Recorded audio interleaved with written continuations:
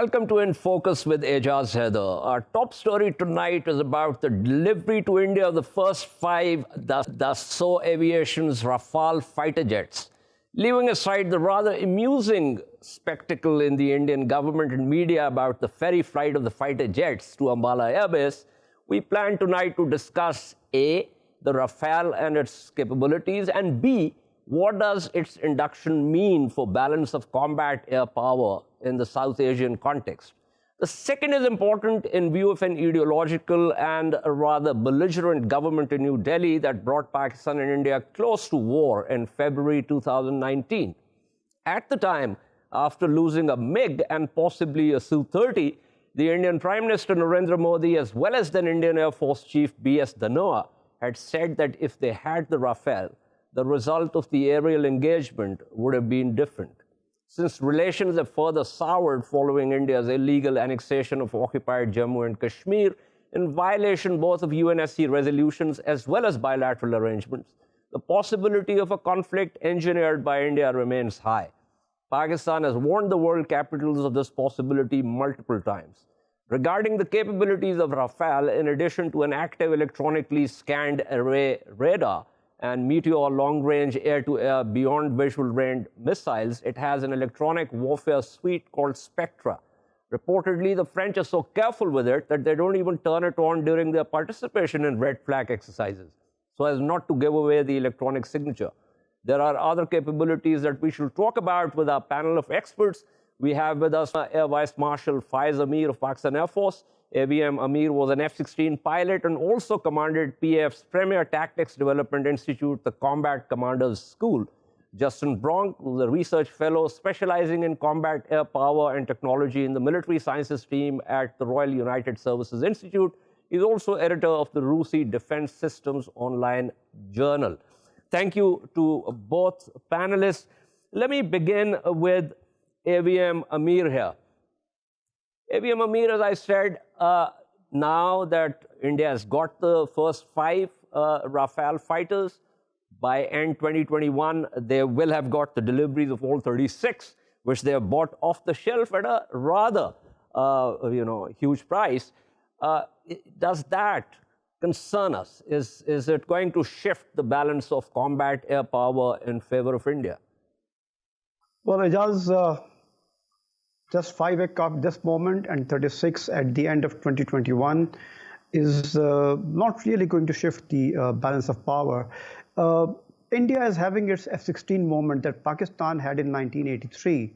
But when Pakistan had 1983 F-16s landing in Sargodha, it was just 9 years old. When India gets Rafale, it is almost about a 25 years old aircraft. Now, when you look at the Indian Air Force, I have a lot of respect for the Air Force. They have 260 Su-30s. They have a large number of MiG-29s. They have the Mirage 2000s and Jaguars and other very potent aircraft, Russian aircraft. I failed to understand why did Air Chief Marshal Dhanoa had to lament about absence of Meteor, absence of Rafale at that particular time. I think even at that time, 1 year back, India was a very potent air force. What happened that day was probably speaks of things other than the hardware. I would say that. So now 5 aircraft coming to India with 6 to 8 Meteors, long-range missile. The aircraft is definitely comparable to F-16 C&D, which Pakistan already has. And Pakistan has that C&D for the last 10 years. So where it has the edge, probably it's in the active electronic scan array radar, which is more agile, which can track more targets, which can keep the track on, which can have multiple beams to track different target groups. That is definitely an advantage over the F-16 C&D Block 50 APG-68 9VR missile radar that Pakistan has. It also has an advantage in the Meteor long-range BBR missile that the French have been presenting to the European countries and other world leaders, world air forces. Now, as far as Meteor is concerned, the speciality in it is the engine, the ramjet engine that Meteor has, which gives it more speed. It gives it the agility to regulate its thrust and have more power towards the end phase of its target acquisition and target destruction. Otherwise, I think the ranges are generally kept secret, but Meteor definitely has a 20 to 30 kilometers edge over the AMRAAM 120 AIM that Pakistan has. That's a major advantage that probably Indian Air Force is looking forward to. How much would that mean with 6 missiles today and maybe 100 or 200 down a couple of years or 5-10 years would probably have to be seen, because Pakistan has its own force, Pakistan Air Force has its own force development programs, and definitely the JF-17 Block 3 coming in would nullify some of the advantage that India may claim at this particular moment while getting 5 Rafale aircraft with 8 to 10 or 6 to 8 Meteor missiles. Right. So that's the tone of the conversation. So let me pull in Justin Bronk here. Mr. Bronk, 2 quick things. One, give us a sense of the acquisition to integration process in the case of India, especially because, as AVM Amir also said, they have French aircraft also. They've got the Russian Su-30 MKI, which is the mainstay, or has been the mainstay so far of IAF. So one question with reference to acquisition to integration, also with the ground air defense system, especially once they get their first regiment of S-400 A280 system end 2022. That is the first question. The second question, as AVM Amir talked about, the slight BVR range edge. It seems to me, not exactly as a layperson, but as someone who's not an expert in aviation, military aviation, that today it's a system versus system. Of course, there are other factors also, but the edge in a particular system obviously plays to the advantage of that particular pilot. Yeah, so in relation to your first question, I think it's worth remembering that because the Rafale is currently only being procured in relatively small numbers, as you say, at very high cost for India, with the 36 instead of the 126 they were trying to acquire, I think what you'll see is quite quickly that fleet, that small fleet, as the most potent penetrating strike asset that the Indian Air Force possesses, will end up going very much towards supporting the nuclear delivery and deterrence role, simply because it's the most credible platform they have for it. And particularly with the Spectra system that was mentioned and the ability to scan with low probability of detection with the AESA radar and potentially do some interesting self-protect and even offensive electronic attack with the AESA radar, the Rafale is particularly well suited compared to India's other types. Because the Indian Air Force operates such a huge mix of aircraft and from multiple different countries with multiple different weapons fits, I don't think you'll see Rafale fully integrated in terms of being data linked up, for example, with all of the MKI fleet, with the remaining MiG-21s, with the Jaguar force.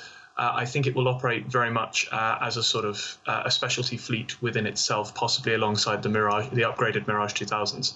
I would suggest, though, that the potential difference between the Meteor coupled with the AESA radar compared to what JF-17, particularly with the Chinese PL-15, if that's exported, long-range AAM, would be that while the Meteor and the PL-15 have relatively comparable RMAXs, so that the ballistic range that you can get out of the weapon in kinematic terms, at those long-range shots, because of the ramjet, the no-escape zone is much, much larger for Meteor. So while you might be able to push a missile out just about as far, it will arrive with so much less energy that actually practical engagement ranges with a decent probability of kill are massively higher with the Meteor than any of the Chinese munitions or the older series AMRAAMs, which the Pakistan Air Force is using. The other point to just say is that the Rafale does have a significant advantage in specific excess power compared to the Block 50 F-16s with all the upgrades they've sort of ended up sporting over the years. So if it were being operated more slicked off without that big multi-role, heavy tanks, heavy munitions fit, it could also impart quite a bit more energy to those missiles at launch. So I think if they were to choose to go into BVR, specializing as a sort of, take the example of the engagement that occurred where the MiG was shot down quite recently, if you had a flight of Rafale relatively close to the sort of initial engagement, operating high and fast with Meteor, they could potentially hold Pakistani aircraft or Chinese aircraft, as India is also looking there as a threat, at a threat significantly over the border without actually having to move across. Just because the no escape zone of that missile is very large, in conjunction with an excellent radar and that good kinematic performance at high altitude. This is interesting. It obviously gives us a sense of the capabilities. The interesting point that you said about as a specialty squadron in terms of not being integrated with other aircraft that India operates.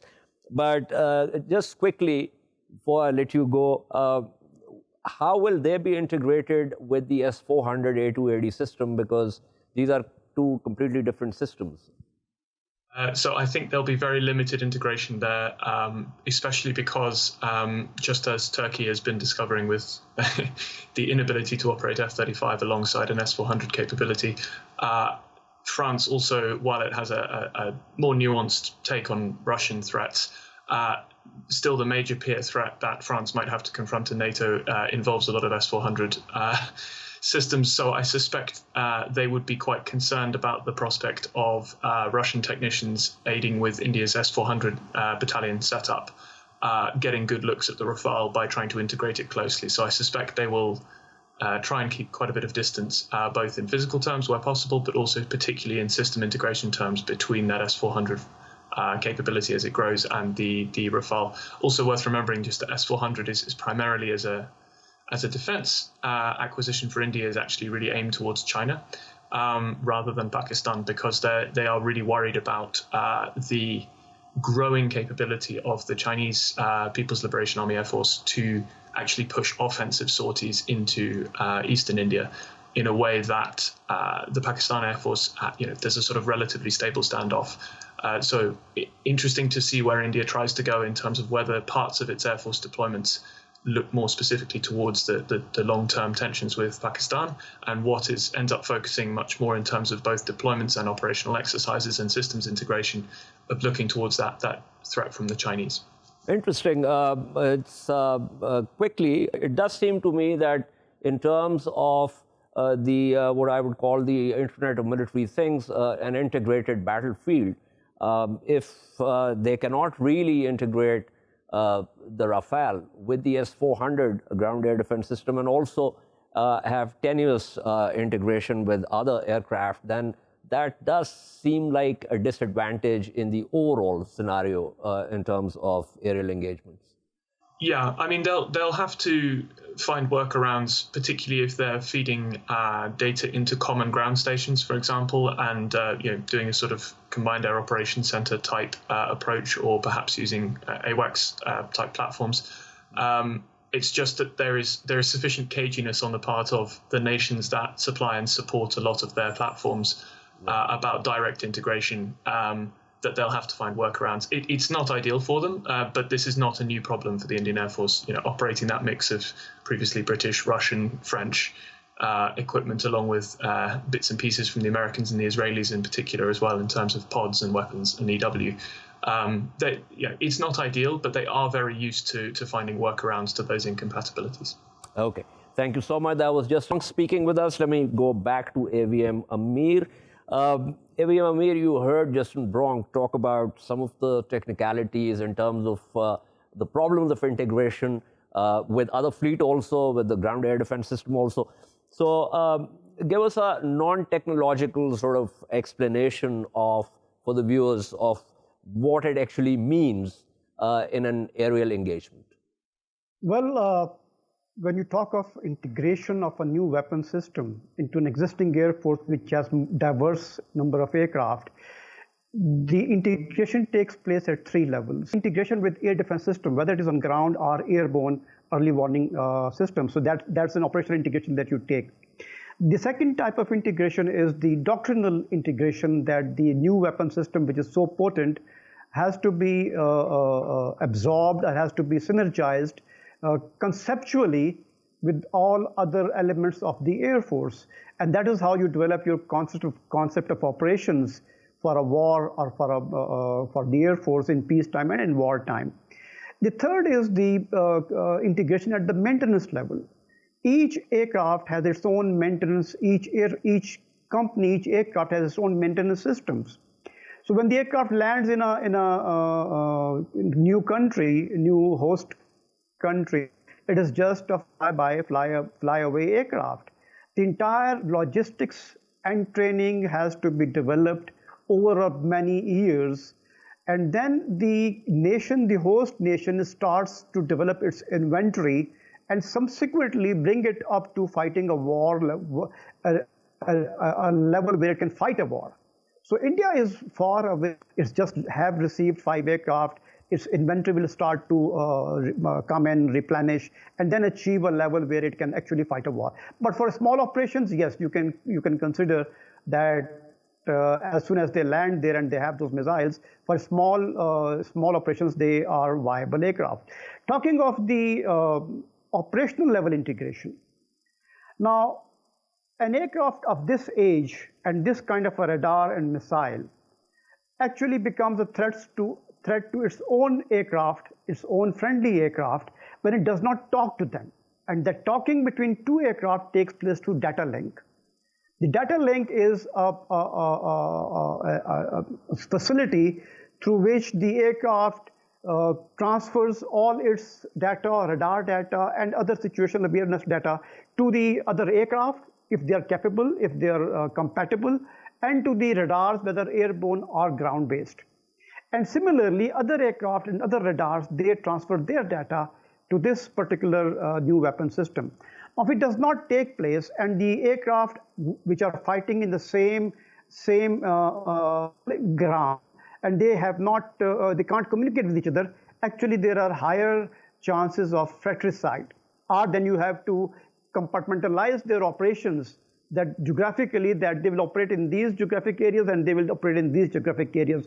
So integration of a new weapon system, if it lacks, it definitely creates problem. Pakistan has had F-16 for the last almost 37 years. It took us 7 years, first 7 years, to be able to bring F-16 into combat commander school to train other systems. And then another couple of years to formulate a concept of operations that had a synergistic effect with the F-16s and with all other elements. We are still learning. 37 years down, we're still learning. It was 2010 that Pakistan received F-16 C and D with the first BVR missile. It has been just 10 years. And we have been learning how to integrate that capability with the other aircraft, and that so it's a long haul process. It's not an easy process. Thank you so much. That was AVM Faaiz Amir speaking with us. As I earlier said, that he was the commandant also of the Combat Commanders School. We are also joined by Omar Lamrani, who's a geopolitical analyst who specializes in conflict analysis and military dynamics. Mr. Lamrani, thank you for being on the program. You're talking about a very simple question here. There are multiple questions, but the one that I have for you has to do with the balance of combat air power in the presence of India's specialty Rafale squadron that we're talking about. They've got the first 5, which landed in Ambala earlier today, and they will be getting the rest of the 36 by end 2021. How do you analyze the situation with reference to the balance of power? Well, I think it's an improvement in quality, certainly, at least for a small part of the Air Force. But the problem that India continues to face and will continue to face going forward is that their quantity levels are not up to par. So they're expected at the end of 2022, once these 36 Rafale fighters are inducted, they're supposed to have around 32 squadrons. That is not nearly enough for India. They really need 42. So they're 10 squadrons short. And this is especially at this time because obviously India is always looking towards Pakistan and is basing a lot of its doctrine and strategy on that potential opponent. But right now we're seeing China increasingly becoming a major factor.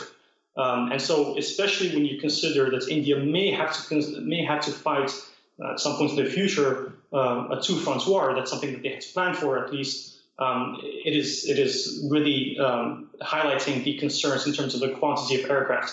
And even with the induction of the Rafale, it's a very good jet. There is no doubt about it. But it's just, there's still a lot of legacy fighters. I think the previous speaker was also highlighting other issues, including the plethora of different sources from which they're getting these aircraft, which complicates training and standardization and communication. So yeah, definitely a step forward for India. This is a good day for the Indian Air Force, but there are still very serious concerns with regards to quantity and with regards to some other systemic deficiencies. Mr. Lamrani, there is another issue here. Before you joined us, I was talking about the nature of the current government in India, which has shown, of course, which has tried to have a muscular policy. Now, back in February 2019, they had a round with Pakistan, which they lost. They recently have had tensions with the PLA, where once again they have lost. So there is a sense that something needs to be done, and the analyses and the reports coming out in the wake of the possession of these 5 Rafales seem to suggest that the Indians think that given the capabilities of this aircraft, the ASR radar, the Spectra electronic warfare suite, the Meteor long-range BVR missiles, and the rest of it, that they've now got a platform which is very credible, and so mixed with a sort of sense of having been worsted once by Pakistan and now by China, there can be a miscalculation, which I think is something which has to do with the geopolitics of South Asia, but that's something very important, at least for Pakistan. Yeah, I mean, I would think that perhaps we need to separate the propaganda statements from the actual strategies that are driving these purchases. It's 36 aircraft at the end of the day. It's not a panacea. It's not going to solve all their issues. Certainly, the Indians are very concerned over potential fights with the Chinese, much less a two-front war. So, yes, this could perhaps drive a certain more willingness to take risks. But I don't think 36 aircraft is enough to convince even the Indian High Command that they suddenly have a magic solution or silver bullets going forward. I agree with your technical strategic analysis, but the reason I refer to this particular aspect has to do with, if you recall, after they were worsted by Pakistan Air Force, there were these statements both by the Indian Prime Minister and also the former Air Chief that, if we had the Rafale, the result of this aerial engagement would have been different. So I'm looking at that sort of, approach to the possession of Rafale within the rest of the geopolitical environment, whether it's vis-a-vis Pakistan or vis-a-vis China. Yeah, see, I don't give that much credence to those kinds of statements, to be honest, because I think, first of all, obviously technical and aerial engagements are far more than just a single aircraft. It depends on the context of that engagement, where they are. And in terms of the geopolitics, I think, again, that's a statement where they had a MiG-21 shot down, and there was very much a propaganda war going on both sides to highlight who was winning and who was not. And I think I see that statement as part of that context, where the Indians are, first of all, saying, well, we are getting new aircraft, so this is not going to stay the state of affairs going forward, and also, just to kind of justify, in a sense, the purchase of this aircraft that was very controversial in India. Thank you. That was Mr. Omar Lamrani speaking with us. We now have Jamal Hussain, a Mirage pilot, a former Air Commodore, who's also a writer. Air Commodore Hussain, thank you for being on the program. We're talking about how do you read the possession by India of the Rafale. They've got the first 5. They will be getting the rest, a total number of 36 by year 2021. Does it impact the balance of combat air power in this region? Thank you, Ejaz, for the invite.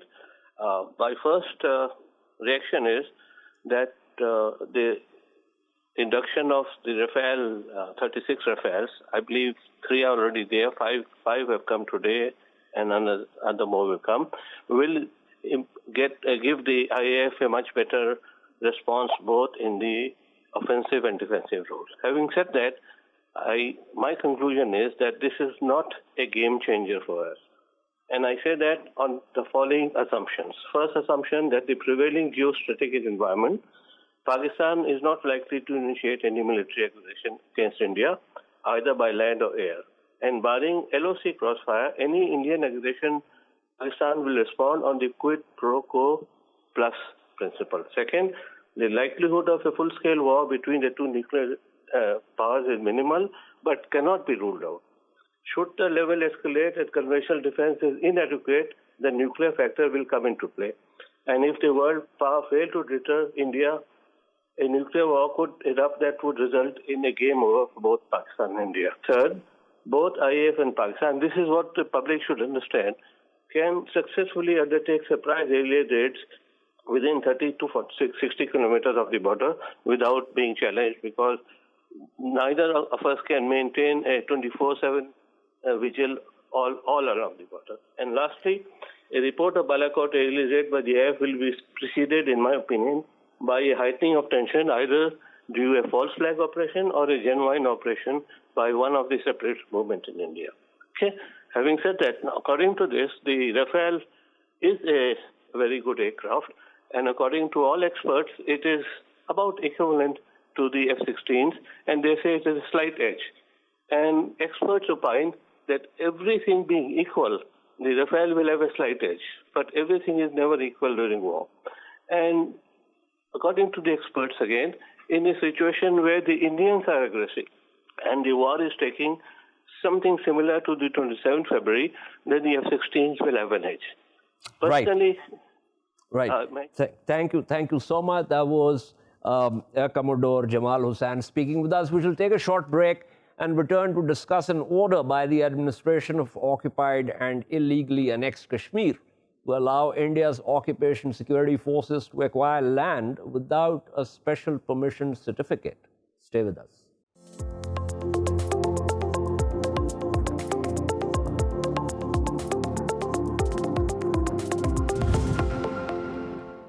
Welcome back to In Focus. Our second story tonight is about an order by the administration of occupied and illegally annexed Kashmir to allow India's occupation security forces to acquire land without a special permission certificate. The order issued by the region's revenue department cites the extension of the 2013 Right to Fair Compensation and Transparency in Land Acquisition, Rehabilitation and Resettlement Act to the Jammu and Kashmir region. The move comes on the heels of regional administration agreeing to legal changes to provide for special dispensation for carrying out construction activities in quote-unquote strategic areas by Indian forces. In May this year, India passed a law allowing people from outside Kashmir to become permanent residents of the territory, sparking fears of a demographic change and non-locals getting priority in housing, jobs, and education. To discuss the situation further, we have with us Suchitra, a barrister, writer, and political essayist. She's also the founder and executive director of the Polis Project, and Gowhar Geelani, author and journalist from Kashmir. Let me begin with Barrister Vijayan. How do you read this situation, Barrister? We really have to place all of the Indian states' actions within the longer history of what they've done in Kashmir. While the colonization of Kashmir has gone for a long time, I think we need to name the beast what it is. What this is a settler colonial project. And within a settler colonial project, you have three very distinct aspects. One is dispossession of land. Second is disappearance of its people and demographic change. And I think this is what the Indian state has been aiming to do. And last year, when Article 370 was read down, many Kashmiri scholars very specifically said that the settler colonial project of India is now on in a very full-fledged manner there. And this also means that in some ways, even the last bit of institutions that could once guarantee some sense of procedural fairness is now completely destroyed and lost.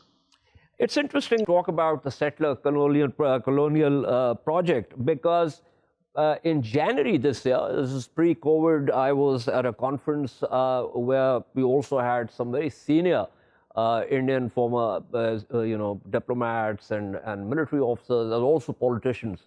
And one of the things that I asked them, and some of them are not pro-BJP, so I asked them, I said, is it possible if in the event that the BJP loses the next election, is that for another alliance to come and reverse what they did to Kashmir? And their consensus was that there will be any party would be extremely hard-pressed to do that.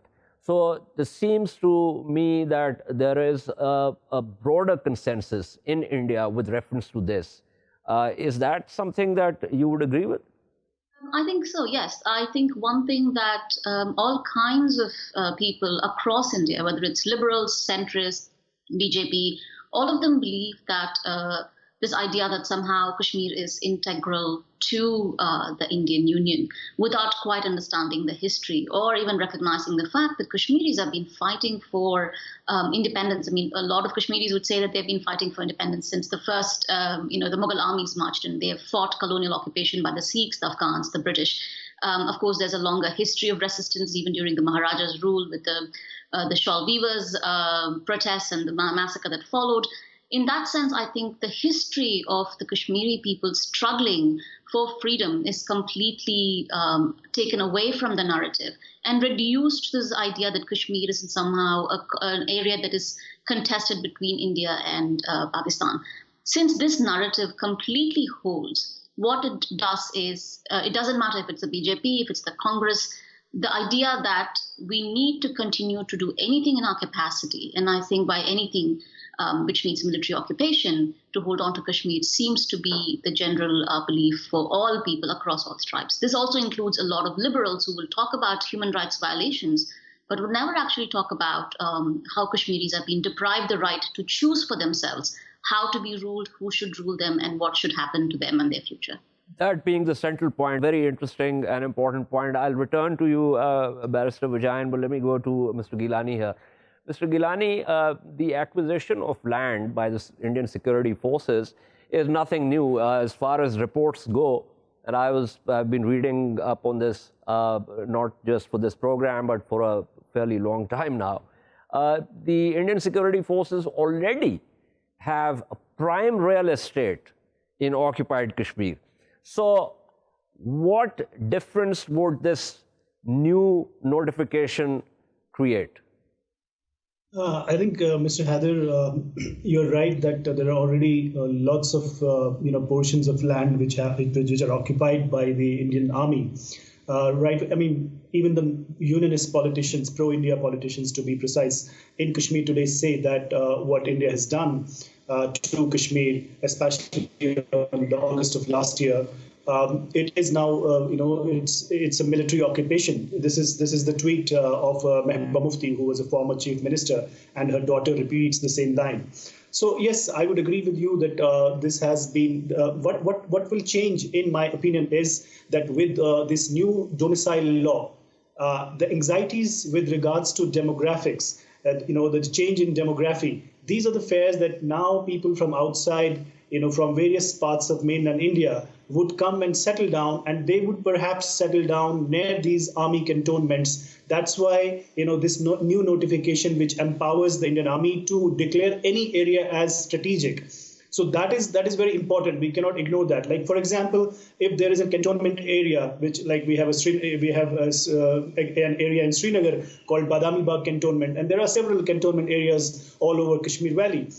So next to those areas, they can actually ask the civilian population to go away and settle those people, because that would also provide security to them. So it's very, very scary scenario. That's why people from the pro-India camp, from National Conference to PDP to People's Conference, Ajad Lone and Shah Faisal's party, People's Movement, all are saying that it seems a settler colonial project, and the Israeli style settlements will be made. So these are the apprehensions of those who have fought for India in Kashmir. So you can imagine the other side, which is a dominant political sentiment. What are their fears? And second thing, what has India done since last 1 year is that it has succeeded in silencing the 3 Ps, if I may say. One is the politician across the ideological divide. Second is the people with this militarization and stifling dissent. And third is the pulpit. All the mosques and all important religious centers have been silenced. Like, for example, the Mirwai's Jama Masjid or Hazrat Bal Shrine. So everything is under control, so to say, to contain the story. Right. You talked about the, I was actually going to ask you this, because these are some of the tactics that the Israelis have used in Palestinian territories. But before I go further into that, give me a sense of, for instance, there were these protests in Ladakh with reference to jobs. Even the Ladakhis are not entirely happy with how the situation is unfolding. See, Mr. Haider, there has been this deliberate attempt by the narrative pushers, if I may call them, in Delhi and Noida and Bombay, especially in the large sections of Indian media. These narrative pushers repeatedly say that Kashmir is not about Kashmir. Kashmir is also Jammu, and Kashmir is also Ladakh. But what they do forget is that Kashmir is also Pir Panchal, Kashmir is also, Chenab Valley, Kashmir is also Kargil. So Ladakh is not about Buddhists only. It's a huge geographical mass, but the population ratio is like 50-50. You have, Muslims living in Kargil and Buddhists living in Ladakh. And there have been massive protests, and resentment is so huge in that area, and also in Jammu, parts of Jammu. And yesterday, just the other day, the Kashmiri Pandits came and protested against, Article 370, revocation of Article 370, and they are talking about domicile and other guarantees. So it's not only about what the Kashmiri Muslims are feeling. So the Kashmiri Pandit, the right-minded Kashmiri Pandits and the saner elements in the community are feeling the heat. And same is the case with Ladakh. But I want to add and address a larger point. That is what has happened since last year on the ground. Because, from afar people, there is this long distance nationalism. They try to see things from a distance. But what has happened here is, there has been a massive leadership crisis. On the both sides of the ideological divide. And people here feel that all the leadership has abdicated its responsibility. Second is, how the political vacuum that exists in Kashmir, that all politics, there's the absence of politics. Third is, there is also anger against the Hurriyat and Pakistan. I tell you why. Because a senior journalist just told me the other day that Hurriyat now seem to be a rumor.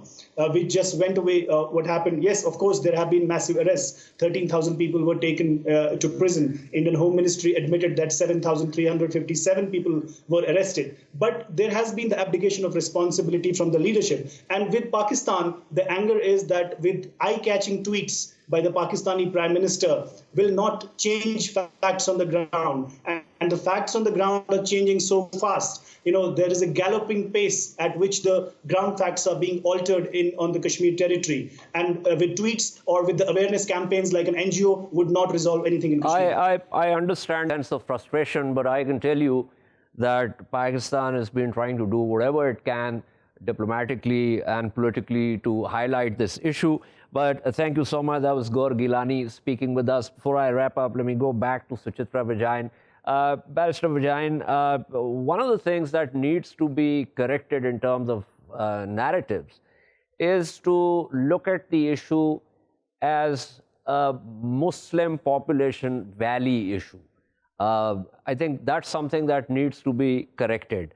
And the other, of course, is to look at it as some kind of real estate dispute between India and Pakistan. So since you've been very active in these and other issues, give me a quick sort of idea of what is it that the Friends of Kashmir can do to try and change the narrative. I think one thing one should really credit the Kashmiris is that they are an eloquent voice of their own struggle and oppression. And for those of us, no matter who we could be Indian, we could be Kashmiri, we could be American, we could be South African, we could be Palestinian. Our job is to stand in solidarity with all communities in resistance that are fighting for their right to freedom. And in some ways, having a sense of moral and political clarity, which means that we hold all people who are accused of violence and oppression accountable. And we hold nation states, all kinds of nation states, whether it's India, whether it's Pakistan, whether it's the United States of America, whether it is Israel. We hold the powerful accountable and always stand in solidarity. And one of the things that I often find with these solidarity statements is also dictating to Kashmiris what is it that their idea of freedom should be. Like all communities in resistance, Kashmiris might have a very cacophonous idea of what their freedom should entail. And I think for us, it is not to kind of dictate those terms, but the moral clarity of standing in solidarity is very, very important.